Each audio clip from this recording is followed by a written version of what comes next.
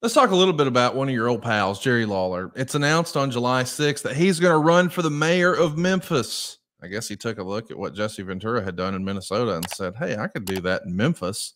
He's 49. He's been a huge star in Memphis and in this market.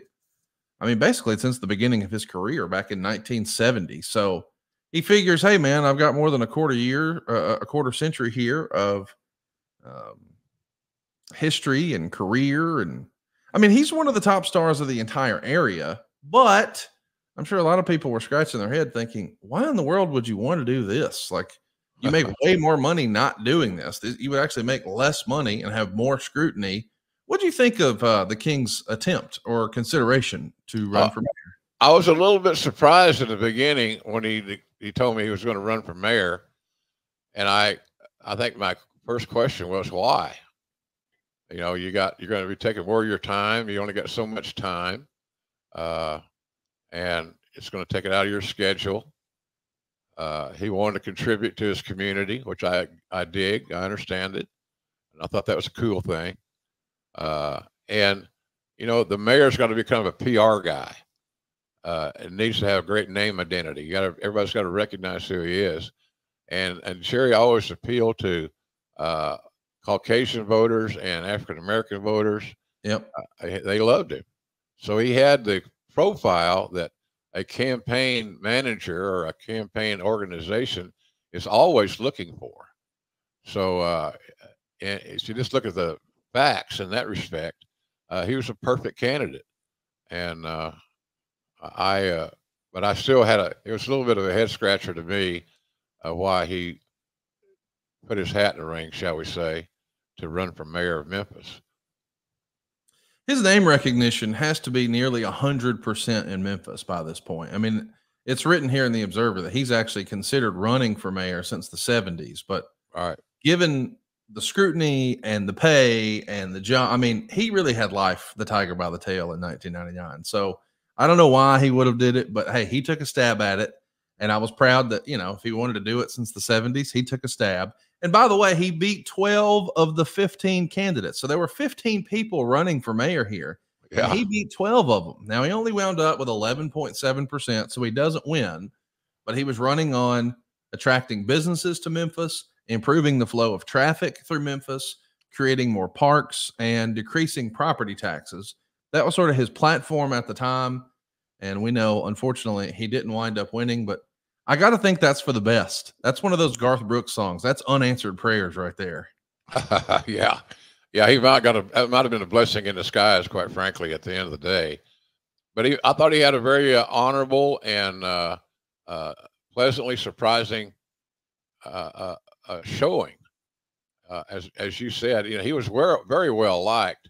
What got him was his profession of being what part of being a pro wrestler makes you a great candidate to lead a community, to be the mayor of a vibrant town? I thought his platform was decent. It was solid. It made sense. But I was right in the thick of all that stuff. We talk almost every day about something, and it was frustrating for him at times because, you know, you want the system to run smoother and faster than it does. That's just politics. It could be very methodical and very deliberate, and he was willing to deal with all that, and I was always very happy for him in that regard. Look, anytime you can live your dream, his dream, as you mentioned, Conrad, over the years was to be the mayor of Memphis, and had that in the back of his mind for years and years. If he had ran earlier, maybe it would have been a different ball game. He might have won. But I thought he did real well. His showing was excellent. It was very encouraging, and I was happy for him. He had fun doing it till the end. Then when you get caught up in the muck and the mire of running for political office, it's daunting, to say the least. It's challenging as hell, and of course, being a pro wrestler in the eyes of a lot of people, so what? You know, how does that help us? How does that help our mayor's office? But I think he'd have been a great mayor. because he was a PR mayor. He wanted to bring more, as you said, he wanted to bring more business to the outside business, tourism, things of that nature. And I always hoped that he would win just to see how it would all work out, because he had some good ideas, and to bring more people into town, to do more shopping and sightseeing and eat more barbecue or whatever was something that I was excited to see how it was going to evolve at the end of the day. Let's talk a little bit about some news and notes I found from Oregon that jumped off the page to me. I didn't really know this, but there's a bill that's passed, or maybe it's not actually. I guess it's decided that they're going to continue in Oregon the drug testing policy that the state athletic commission has. And this is a policy that has prevented at the time both WWF and WCW from running events in Oregon. They were testing for everything, recreational drugs and all the way through. But in addition to that, they were doing HIV tests too, which really jumped off the page to me. Like, wow, I guess if you're doing that in wrestling, then maybe that's a thing. But something that was written in the Observer caught my attention, and I wanted to see if you'd ever heard this story. At one point several years ago, before a show in Oregon, Hulk Hogan had the blood submitted for testing ahead of time under his name for an HIV test by the WWF, which turned out to actually be the blood of ring announcer Howard Finkel.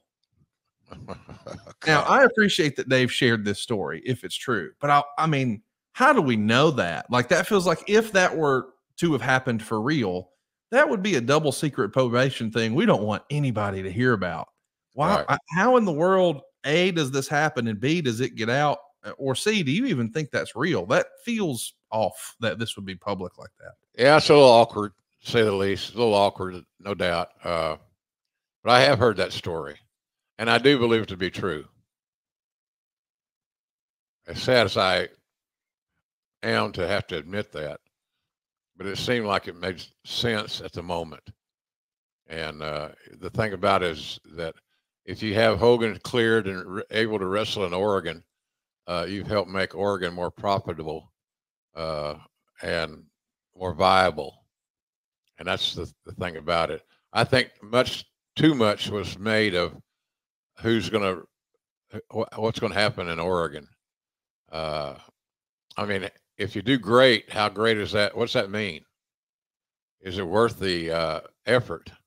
Is it worth the controversy that you may endure? And, you know, I didn't know Oregon was that.